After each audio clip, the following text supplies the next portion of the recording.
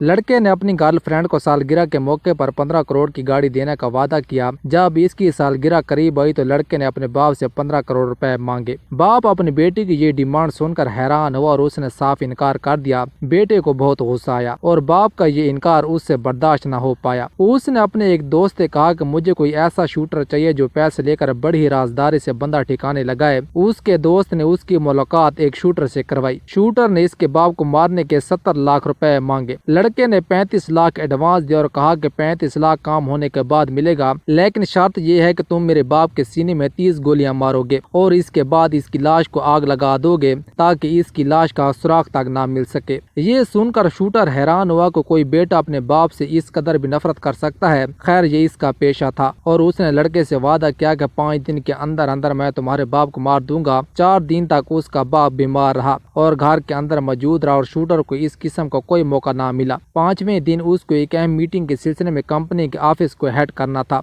वो जैसे ही घर से निकला तो लड़के ने शूटर को इतला दी और साथ साथ अपने बाप की लोकेशन भी भेजी। शूटर ने उस आदमी को 30 गोलियां मारी और फिर इसके बाद इसका मोबाइल चेक करने लगा। उसने जैसे ही मोबाइल ओपन किया तो इसकी रूह कांप गई, क्योंकि मोबाइल के अंदर डॉक्टर साहब पिछले 15 साल से 3 अस्पतालों को रन कर रहे थे। इसकी तरक्की पर हर कोई हैरान था, बल्कि अपने दांतों में उंगलियां दबा लेता था, क्योंकि 15 साल में डॉक्टर साहब ने जो मकाम हासिल किया था वो वाकई हैरान कुन था। शुरू में वो एक 4 मरले के मकान में रहते थे, मगर फिर इसके बाद डॉक्टर साहब की जिंदगी में इनकलाब आया। नौकरी के सिर्फ 2 साल बाद एक मेडिकल कम्प्लेक्स की तामीर हुई और फिर दिन रात तरक्की के मनाजिल तय करते गए। देखते ही देखते 3 मेडिकल कम्प्लेक्स खड़े कर दिए और इसमें अपना स्टाफ बिठा दिया। डॉक्टर साहब की इस तरक्की के पीछे इसकी बीवी का भी हाथ था। वो अपनी तकरीर में अपनी बीवी की बेहद तारीफें किया करता था और बार बार यही कहता था कि रुखसाना ने मेरी जिंदगी बदल दी। अगर रुखसाना मेरी जिंदगी में न आती तो शायद मैं ये कामयाबी हासिल करने में नाकाम रहता।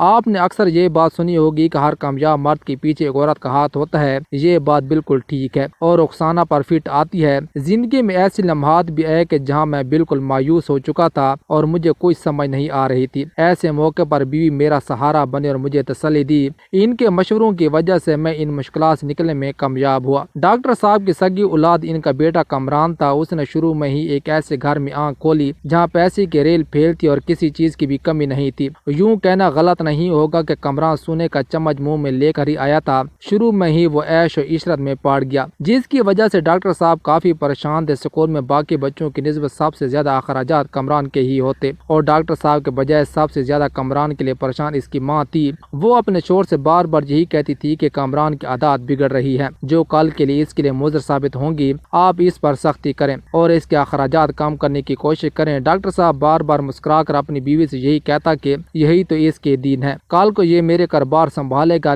लिहाजा आज उसे अपना बचपन एंजॉय करने दो। तुम्हें फिक्रमंद होने की बिल्कुल जरूरत नहीं, मैं बाप हूँ, इसको मैं खुद संभाल लूंगा। डॉक्टर साहब की ये बातें सुनकर इसकी बीवी खामोश रह जाती। कमरान बचपन से जवानी में कदम रख चुका था। वो जैसे ही बड़ा हुआ उसने बाप से जो फरमाइश की बहुत महंगी गाड़ी की थी। वो महज 19 वर्ष का था जब 1 करोड़ की गाड़ी में घूमता था और कॉलेज भी जाता था। डॉक्टर साहब ने बार बार अपने बेटे से यही कहा कि बेटे तेरे मुंह से जो भी ख्वाहिश निकलेगी मैं उसे जरूर पूरा करूंगा, लेकिन मेरी एक शर्त है कि मैं तुम्हें हर हाल में पढ़ाई में कामयाबी पर देखना चाहता हूँ। मेरी ख्वाहिश है कि तुम किसी से कम ना हो और दिल लगाकर मेहनत करो जैसे तुम्हारे बाप ने की थी। कमरान अपने बाप को तसल्ली देता और कहता कि आपको फिक्रमंद होने की जरूरत नहीं, मैं अपनी तालीम पर पूरी तवज्जो दे रहा हूँ और मैं जरूर कामयाब हूँगा। लेकिन रिजल्ट आने पर उसने बामुश्किल 3rd डिवीजन ही हासिल की थी। उसने ये नतीज अपने बाप से छुपाने की कोशिश की, लेकिन इसके बाप को फिर भी पता चल गया। बाप ने अपने बेटे को वार्निंग दी और कहा कि अगर अगली बार तुमने कम नंबर लिए तो मैं तुम्हारी पॉकेट मनी कम कर दूंगा। मगर कमरान पर किसी किस्म की धमकी का कोई असर नहीं होता था। वो वही कुछ कर रहा था जो इसका दिल कर रहा था और अपने ख्वाहिशात को फॉलो कर रहा था। वो अयाशी की ऐसी दलदल में चला गया था जहाँ से वापस आना बहुत मुश्किल हो जाता है। कॉलेज में मनपसंद लोगों से दोस्ती करने की कोशिश करता, हालांकि कॉलेज के प्रिंसिपल की तरफ से उसे हिदायत दी गई थी कि यहाँ सिर्फ तालीम हासिल करने आए हो, इसलिए अपनी आदत पर गौर करो, तुम्हारी वजह से कॉलेज का नाज़्म व ज़ब्त खतरे में है। प्रिंसिपल साहब ने कई बार डॉक्टर साहब से इसकी बेटी की शिकायत भी की थी कि आप अपने बेटे को सुधार लें। ورنہ مجبوراً ہمیں آپ کے بیٹے کو کال سے ڈسچارج کرنا پڑے گا۔ اب یہ وقت تھا جب ڈاکٹر صاحب اپنے بیٹے کے لیے انتہائی سنجیدہ ہو گئے تھے۔ اس نے اپنے بیٹے پر کئی طرح کی پابندیاں لگائیں، پاکٹ منی کم کر دی اور یہ بھی نصیحت کی کہ چھٹی کے وقت تمہارا گھر پر ہونا بہت ضروری ہے۔ اپنے بیٹے پر کڑی سے کڑی نظر رکھنے لگے تاکہ مزید تباہی سے بچ جائے۔ کامران کے لیے یہ پابندیاں بہت بڑی مصیبت تھی، کیونکہ زندگی میں کبھی اس نے اس طرح کی پابندیوں کا سامنا نہیں کیا تھا۔ وہ تو بچپن سے لے کر آج تک عیاشی کر رہا تھا۔ اپنے باپ کی دولت پر منہ سے نکلنے سے پہلے اس کی ہر خواہش پوری کر دی جاتی تھی۔ اس کے دماغ میں ایک ترکیب، ایک ایسی ترکیب جس کی وجہ سے اس کی عیاشیاں دوبارہ اسے مل سکتی تھیں۔ کالج میں ایک اسٹوڈنٹ کو باہر اٹلی میں ایک شاندار اسکالرشپ ملا تھا۔ کلاس کے تمام اسٹوڈنٹ اسے مبارکباد پیش کر رہے تھے۔ اس کے علاوہ ٹیچرز نے بھی اس لڑکی کی کاوشوں کو بہت سراہا تھا۔ انہوں نے اس لڑکے کے لیے کالج میں تقریب کا اہتمام بھی کیا تھا، جس میں بہت سے خصوصی مہمانوں نے شرکت کی تھی۔ اس لڑکے کی حوصلہ افزائی کر رہے تھے۔ کامران کے دل میں آیا کہ اگر کسی طرح وہ بھی باہر تعلیم حاصل کرے تو پھر اپنے باپ کی آنکھوں سے اوجھل ہو جائے گا۔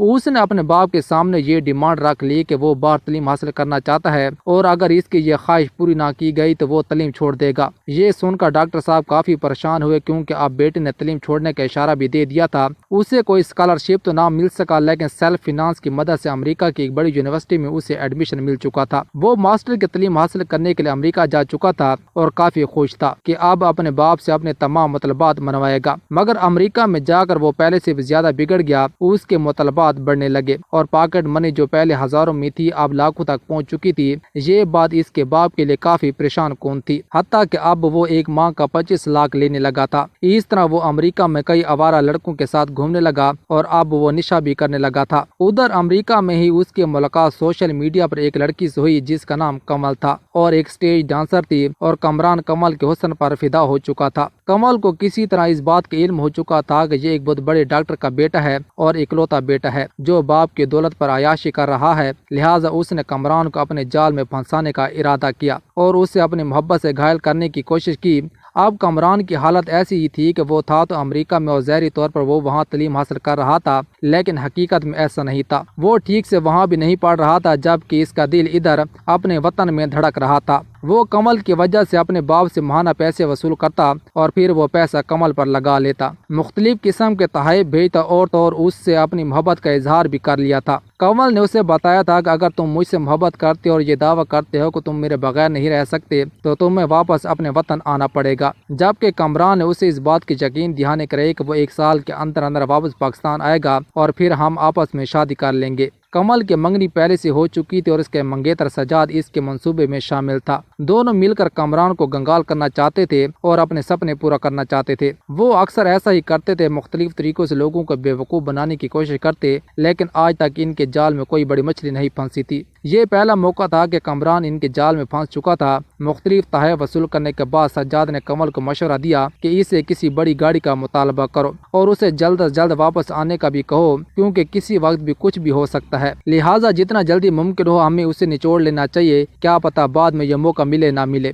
کبھی کبھی سجاد کمل کی وجہ سے پریشان بھی ہو جاتا۔ وہ کمل کی چیٹ کامران کے ساتھ جو ہوتی تھی اس کو پڑھ لیتا تھا اور پھر اس کے بعد اپنی منگیتر کمل سے یہی کہتا تھا کہ مجھے کبھی کبھی اس بات کا خوف محسوس ہوتا ہے کہ تم مجھے چھوڑ کر کامران کے پاس چلی جاؤ گی۔ تمہارے الفاظ میں مجھے حقیقی محبت نظر آتی ہے جو تمہارے دل میں کامران کے لیے ہے، اور وہ تو ایک مالدار انسان ہے، مجھ سے زیادہ دولت مند اور خوبصورت بھی زیادہ ہے، تو کیا پتہ تم مجھے چھوڑ کر اس کے پاس چلی جاؤ۔ اس کی یہ باتیں سن کر کمل مسکرا کر اسے یہی کہتی تھی کہ بے فکر رہو، ہمارے پیشے میں یہ بات ضروری ہے کہ اپنے پورے جذبات سے کسی کے ساتھ دوستی کرو، ورنہ ہم اپنے مقصد میں کبھی بھی کامیاب نہیں ہو سکتے۔ 2 نمبری کے لیے بھی عقل کی ضرورت ہوتی ہے اور میں یہ عقل استعمال کر رہی ہوں۔ میں تم سے ہی محبت کرتی ہوں، تمہارے علاوہ کسی سے بھی شادی کے بارے میں سوچ نہیں سکتی۔ سجاد کمل کی یہ باتیں سن کر کافی حد تک مطمئن ہو چکا تھا، لیکن اس کے دل میں ابھی بھی کئی قسم کے خدشات باقی تھے۔ اسے اس بات کا وہم تھا کہ ایک نہ ایک دن کمل اسے چھوڑ دے گی، کیونکہ اس پر ایک ایسا لڑکا فدا ہو چکا تھا جو کروڑ پتی تھا اور اپنے باپ کی جائیداد کا اکلوتا وارث تھا۔ کمل اب کامران کے دل و دماغ پر پوری طرح حاوی ہو چکی تھی اور کمل کی وجہ سے ہی وہ اپنی ادھوری تعلیم چھوڑ کر واپس اپنے وطن آ گیا۔ واپس آیا تو اس کا باپ حیران ہو گیا، کیونکہ اس کے باپ نے تو اسے تعلیم حاصل کرنے کے لیے امریکہ بھیجا تھا، لیکن جب وہ واپس آیا تو پہلے سے بھی زیادہ بگڑ چکا تھا۔ مسلسل نشہ کرنے کی وجہ سے اس کی حالت بگڑ چکی تھی اور اس کے منہ سے بدبو بھی آتی تھی۔ ڈاکٹر اپنے بیٹے کو دیکھ کر کافی پریشان ہوا۔ واپس آتے اس نے باپ کے سامنے یہ ڈیمانڈ کی کہ میں کمل سے شادی کرنا چاہتا ہوں، شادی کروں گا تو صرف اور صرف کمل سے، اس کے علاوہ کسی سے بھی شادی نہیں کروں گا۔ ڈاکٹر صاحب نے اپنے ذرائع سے یہ بات معلوم کرنے کی کوشش کی کہ آخر کمل ہے کون اور اس کا خاندان کیسا ہے۔ ڈاکٹر صاحب کے ایک ملازم نے اس چیز کی ذمہ داری اٹھائی کہ وہ کمل کے بارے میں معلومات حاصل کرے گا۔ کافی تحقیق کرنے کے بعد وہ ڈاکٹر صاحب کے پاس واپس آیا اور بتایا کہ کمل ایک اسٹیج ڈانسر ہے، اس کی پہلے سے ہی ایک لڑکے سے منگنی ہو چکی ہے، لیکن ان کا پیشہ مختلف لوگوں کو بیوقوف بنا کر لوٹنا ہے۔ اس سے پہلے بھی وہ کئی لڑکوں کو بیوقوف بنا چکی ہے، ان سے پیسے ہتھیا چکی ہے۔ ڈاکٹر صاحب نے اپنے بیٹے کو انکار کیا اور صرف اتنا کہا کہ میں لڑکی کے بارے میں جاننے کی کوشش کر رہا ہوں، اس کے بعد ہی میں اپنے فیصلے سے آگاہ کروں گا۔ مگر اس سے پہلے کہ وہ اپنے بیٹے سے کچھ کہتا، کامران نے کمل کی سالگرہ کے موقع پر اس سے ایک مہنگا تحفہ دینے کا وعدہ کر لیا۔ یہ تقریباً 15 کروڑ کی گاڑی تھی جو وہ کمل کو سالگرہ کے موقع پر دینا چاہتا تھا۔ مگر اتنی مہنگی گاڑی کے بارے میں سن کر ڈاکٹر صاحب حیران ہوئے اور صاف انکار کر دیا، اور یہ بھی کہا کہ وہ لڑکی ایک اسٹیج ڈانسر ہے اور میں اپنے اکلوتے بیٹے کی شادی ایک ایسے خاندان میں نہیں کر سکتا جن کا خاندانی پیشہ اسٹیج پر پرفارم کرنا ہے۔ باپ کے منہ سے یہ الفاظ سن کر کامران کے غصے میں اضافہ ہوا اور اس نے اپنے باپ کو راستے سے ہٹانے کا فیصلہ کیا۔ کامران نے اپنے ایک دوست امجد سے مدد لی تو امجد نے ایک شوٹر سے کامران کی ملاقات کروائی۔ امجد نے کامران سے یہ بھی کہا کہ کمل سے شادی کرنے اور اپنے باپ کی جائیداد حاصل کرنے کے لیے تمہیں اپنے باپ کو یہ راستے سے ہٹانا ہوگا، تیرے باپ کے ہوتے ہوئے تو کبھی بھی کمل سے شادی نہیں کر پائے گا۔ کمل کامران کے دل و دماغ پر سوار تھی اور ہر حال میں وہ اسے اپنانا چاہتا تھا۔ اب اسے اپنے باپ سے سخت نفرت ہو چکی تھی اور اس نے شوٹر سے کہا کہ میرے باپ کے سینے میں 25 گولیاں مارنا اور پھر اس کے بعد اس کی لاش کو آگ لگا دینا۔ شوٹر نے کامران سے کہا کہ میں نے زندگی میں کئی قتل کیے ہیں، لیکن یہ پہلا موقع ہے کہ ایک بیٹے کے باپ کے خلاف اتنی نفرت دیکھ رہا ہوں۔ خیر، شوٹر نے اس قتل کے لیے 70 لاکھ روپے مانگے، 25 لاکھ ایڈوانس میں دیا گیا اور 25 لاکھ کام ہونے کے بعد دینے کا وعدہ کیا گیا۔ شوٹر نے اس بات کا وعدہ کیا کہ 5 دن کے اندر اندر میں تمہارے باپ کو مار دوں گا۔ ادھر کامران کی ماں نے ڈاکٹر صاحب کو سمجھایا کہ آپ کا اکلوتا بیٹا ہے، اگر اس نے گاڑی خریدنے کی خواہش کا اظہار کیا ہے تو آپ کو چاہیے کہ آپ اس کی خواہش پوری کریں۔ ڈاکٹر صاحب نے اپنی بیوی سے کہا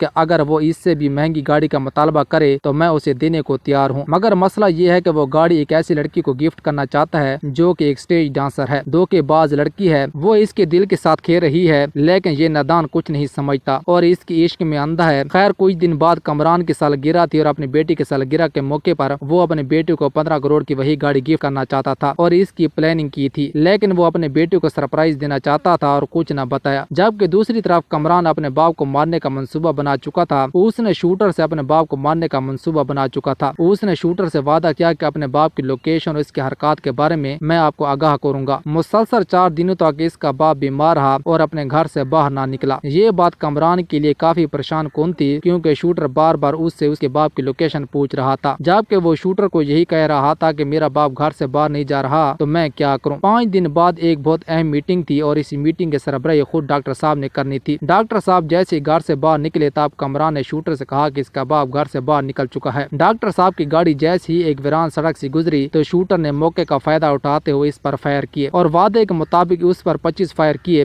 گاڑی سے پیٹرول نکال کر وہ کامران کے باپ کی لاش کو آگ لگانے والا تھا کہ اس کی نظر ڈاکٹر صاحب کے موبائل پر پڑی۔ اس نے موبائل اٹھایا، دیکھا تو اس میں کامران کی تصویر جو ڈاکٹر صاحب نے رکھی ہوئی تھی، ایسے کئی میسج تھے جس میں اس نے اپنے بیٹے سے اپنے محبت کا اظہار کیا ہوا تھا اور یہ بھی لکھا ہوا تھا کہ میں اپنے بیٹے کو اس کی سالگرہ کے موقع پر ایک قیمتی تحفہ دوں گا، مگر یہ اس کے لیے سرپرائز ہوگا، میں بیٹے کو بتانا نہیں چاہتا۔ شوٹر یہ میسج پڑھ کر حیران ہوا اور اس نے دل میں سوچا کہ اس نے ایک ایسے شخص کو مار دیا ہے جو اپنے بیٹے سے بے انتہا محبت کرتا ہے۔ اس نے ڈاکٹر صاحب کی لاش کو نہ جلایا اور وہاں سے بھاگ کھڑا ہوا۔ بعد میں کسی نے کامران کو اطلاع دی کہ فلاں جگہ اس کے باپ کو کسی نے مار دیا ہے اور وہاں سے بھاگ کھڑا ہوا ہے۔ کامران جائے وقوع پر پہنچا، جھوٹ موٹ کا رونا دھونا کیا اور سب سے بڑا ڈرامہ یہ کہ اس نے اپنے باپ کا جنازہ خود ہی پڑھایا، مگر پنجاب پولیس اس پر کڑی نظر رکھے ہوئی تھی۔ انہیں کئی شواہد سے یہ پتہ چلا تھا کہ کامران اپنے باپ کے قتل میں ملوث ہے، کیونکہ جب کال ٹریس کی گئی تو شوٹر سے اس کی ملاقات منظر عام پر آ چکی تھی، گاڑی کی بکنگ ہو چکی تھی۔ 3 دن بعد ہی ڈاکٹر صاحب نے اپنے بیٹے کو ایک مہنگی گاڑی گفٹ کرنی تھی، لیکن تحفہ دینے والا قبر میں جا چکا تھا اور لینے والا اب جیل میں۔ کامران کی ماں اس سے ملاقات کرنے کے لیے آئی تھی اور اس سے یہ حقیقت بیان کی تھی کہ تمہارا باپ غیر قانونی کاموں میں ملوث تھا، میرے دل کی بہت بڑی خواہش تھی کہ تو سدھر جائے، لیکن تو اپنے باپ کی قاتل نکلا۔ انتہائی قریب करीब ज़राए बताते हैं कि सन 90 में डॉक्टर साहब मुश्तरका फैमिली में 4 मरले के मकान में रहते थे। आज वो बेबहा जायदाद के मालिक हैं। 3 अस्पताल और जायदाद पर जायदाद बनाते गए। इनके मेडिकल कम्प्लेक्स में बैरून मुल्क जाने वाले अफराद की मेडिकल रिपोर्ट तैयार की जाती थी। इस मेडिकल रिपोर्ट में मरीजों को हेपेटाइटिस वगैरह का मर्ज बताया जाता। मरीज हैरान और परेशान के मुझे तो ये बीमारी भी नहीं है। इस रिपोर्ट को पॉजिटिव बनाने के लिए गरीब मरीज से 2 लाख से लेकर 10 लाख तक रकम वसूल की जाती थी, या फिर मरीज से कहा जाता था कि आप हमारे अस्पताल में 5-6 माह तक इलाज करवाएं, फिर आपकी रिपोर्ट मुस्बत आएगी। मरीज मजबूर हो जाता। इस तरह डॉक्टर साहब की जायदाद पर जायदाद बंदी चली गई। सन 90 में जो डॉक्टर 4 मरले के घर में रहता था, अब वो 10 कनाल की कोठी में रहता था। कनालों पर कनाल खरीदा चला गया। नतीजा क्या हुआ कि जिस औलाद के लिए वो गरीब इंसानों का खून निचोड़ रहा था, हराम ज़राए से दौलत इकट्ठी कर रहा था, उसी औलाद ने अपने बाप को ही कत्ल कर दिया। जो वालिदैन अपने बच्चों को हराम खिला रहे हैं, वो डरें कि ये औलाद इनके लिए दुनिया में ही जहन्नम न बन जाए। और हमारी आंखों के सामने हराम दौलत जमा करने वालों के मनाजिर सामने आ रहे हैं, लेकिन हम उसे इबरत हासिल नहीं कर रहे। तो फिर अल्लाह अपना ऐसा ही फैसला सुनाएगा। अपनी औलाद की तरबियत हलाल हुक्म से करें, चाहे पेट पर पत्थर ही क्यों ना बांधना पड़े। रिज़्क़ के हलाल के फायदे अनगिनत हैं। सबसे बड़ी नेमत यह है कि आपकी औलाद आपकी फरमाबरदार नेक सालेह होती है। अपनी औलाद को दुनियावी माल और दौलत ही न दें, उसको वक्त दें, उसकी तरबियत करें, बल्कि उनको दीनी तालीम से भी रोशनास कराएं। दौलत की चाह में कोई ऐसा कदम न उठाए जो अल्लाह ताला की नाराजगी का सबब बने। अल्लाह ताला ने जितना अता किया है उससे मुतमईन रहें, क्योंकि दिल का इत्मीनान ही सबसे बड़ी दौलत है और सबसे बड़ा इत्मीनान अल्लाह ताला के जिक्र से हासिल होता है। ओके दोस्तों, उम्मीद है आपको ये वीडियो अच्छी लगी। अगर अच्छी लगे चैनल को सब्सक्राइब करें, बल्कि क्लास भी दबाएं ताकि हर आने वाली वीडियो नोटिफिकेशन आप तक पहुंच सके। खुदा हाफिज़।